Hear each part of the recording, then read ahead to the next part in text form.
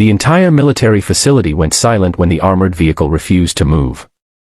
50 of the smartest engineers had spent weeks trying to fix the machine that was supposed to be the pride of the nation, but every attempt ended in failure.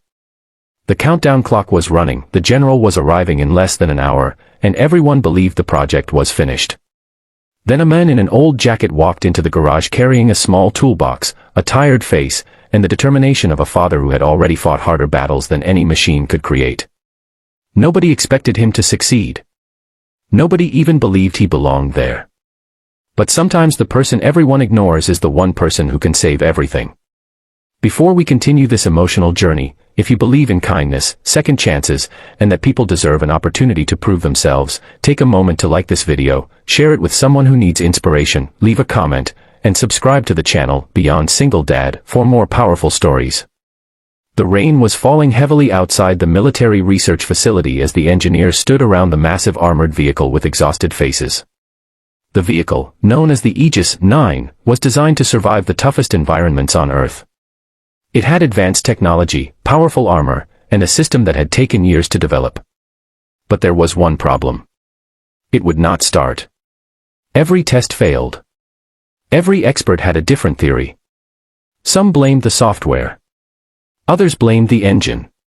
Some said the entire design had a hidden flaw that would require months to fix. The pressure was unbearable because the arrival of General Marcus Vail was only hours away. The general was coming to personally inspect the vehicle before approving it for deployment. If the demonstration failed, millions of dollars of work and years of effort could disappear. Inside the garage, project leader Dr. Selena Ward stared at the vehicle with frustration. She had trusted her team, but even she was running out of answers. "We checked everything," one engineer said quietly. "The system should work." "But it doesn't," Selena replied. "And in this field, should work is not enough." The engineers looked defeated. 50 highly trained professionals had tried everything they knew. They had the knowledge, the equipment, and the resources, yet the machine remained silent. Then the garage doors opened. A man stepped inside. His name was Caleb Mercer. He was not wearing a military uniform. He did not carry a badge showing a high position. His clothes were simple, his boots were worn, and his toolbox looked older than some of the equipment inside the facility. The room became filled with confused whispers.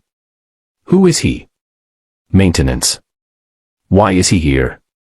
Caleb ignored the looks and walked toward the vehicle. Dr. Selena approached him. Can I help you? Caleb looked at the armored vehicle and then at her. I heard you needed someone who understands machines. Selena looked surprised. We have 50 engineers here. Caleb nodded. I know. And you think you can fix what they couldn't? Caleb looked back at the vehicle.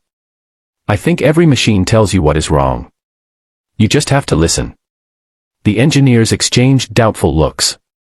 To them, Caleb was just a stranger. But they did not know his story.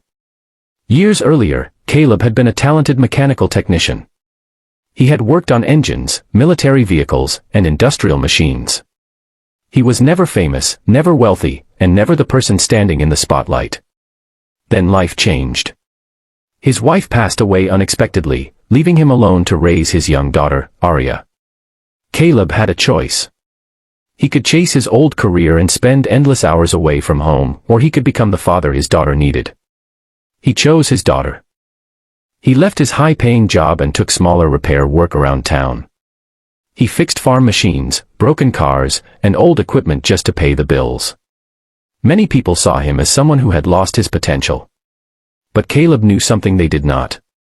Real experience does not disappear. It becomes wisdom. As Caleb opened his toolbox, the room watched quietly. He did not start by changing parts. He did not start by making guesses. He simply listened. He placed his hand near the engine compartment. He checked the vibrations. He examined small details that everyone else had ignored.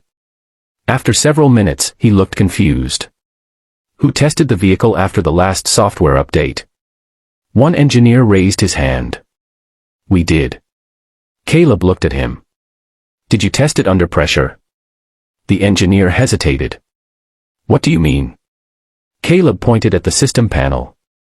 The vehicle is not failing because the engine is damaged. It is protecting itself. Everyone moved closer. Caleb continued. The safety system thinks there is a dangerous imbalance. It is shutting down before damage happens. Dr. Selena looked at the readings. But our sensors showed everything was normal. Caleb shook his head. Your sensors are reading the problem, not the cause. The room became silent. For the first time in weeks, someone had offered a different perspective. Caleb climbed under the vehicle and began inspecting the lower system. His hands became dirty. His clothes became covered with grease. But he continued. Minutes passed. Then he stopped. He found it. A tiny damaged connection hidden deep inside the armored frame. A small piece that 50 engineers had overlooked. This is it, Caleb said. One engineer laughed nervously. That tiny connection stopped a vehicle worth millions. Caleb smiled slightly. Sometimes the smallest things create the biggest problems.